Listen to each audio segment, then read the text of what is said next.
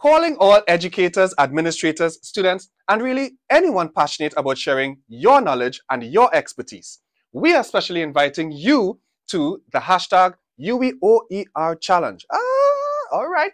So let's talk about this challenge. 1, to enter the sweepstakes, you must complete a short self-paced course called Understanding Open Educational Resources, courtesy the Commonwealth of Learning, otherwise known as the COL. So we'll be big in the dance. Secondly, what you need to do, you're going to get a certificate from that course once you complete it, and we're asking that you submit to this address right here, right here. You see it? Right here. It's yeah.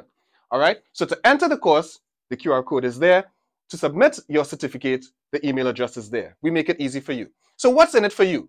This is the exciting part. There are several prizes up for grabs in the form of gift certificates, which you can redeem at the UWE Bookshop.